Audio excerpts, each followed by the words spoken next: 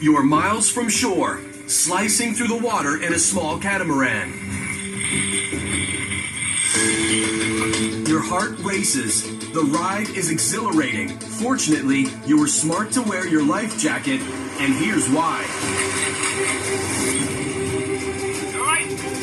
You're unhurt, but rough water and high winds make it impossible to right your boat. Now, you're adrift in cold, choppy seas. So, what are you going to do about it? Should you, A, swim back to shore, leaving the boat behind? B, hang on to the boat and wait for rescue? Or C, tread water a few feet away from the boat to avoid being pulled under in case it sinks?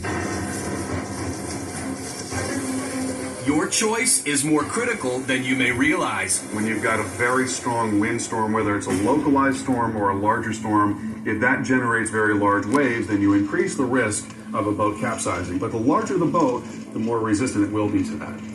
Capsizing a vessel, whether there's a lot of ways. A vessel's going to capsize because it hits something, or the vessel's going to be loaded improperly with people or gear, traveling too fast at sea and hitting a large wave, or turning as you're going over a large wave can cause the vessel to become unstable and roll or turn over.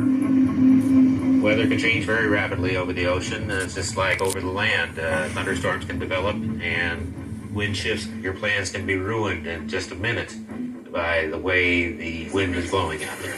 Nearly 700 people die in boating accidents across the U.S. every year.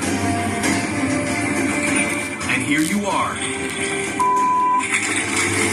You're stranded in the sea. What are you going to do now? Your best shot for survival at sea is B, hang on to your boat and await rescue. There we go.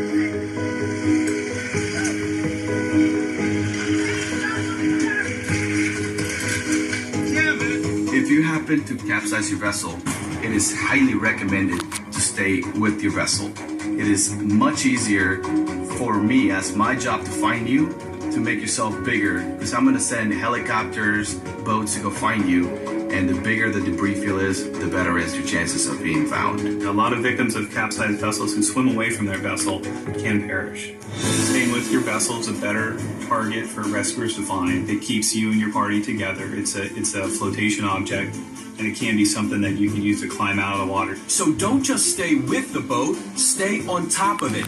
The reason?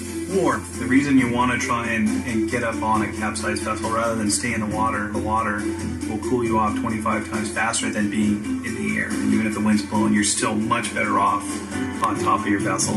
As for treading water nearby to avoid going down with the ship, most small vessels, say 25 feet and under, are built with some type of flotation. It's still going to be a big, safe flotation device for you, but even after it's capsized. Keeping one hand on the vessel or a foot or getting up on the vessel is going to be better than treading water.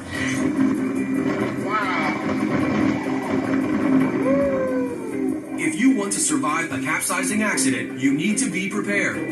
When you're in the ocean, you should always be alert about possible weather conditions changing, the sky getting darker, the wind's picking up, and the seas are starting to get heavier and rougher. You should always go to your marine radio, go to the weather channel, and find out what's going on in your area.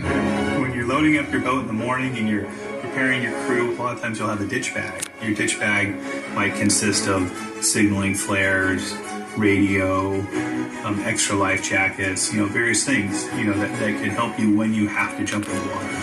Whether you're at sea or in a lake, always wear a life jacket. If your boat capsizes, don't swim away from the vessel. And if possible, use it to climb out of the water.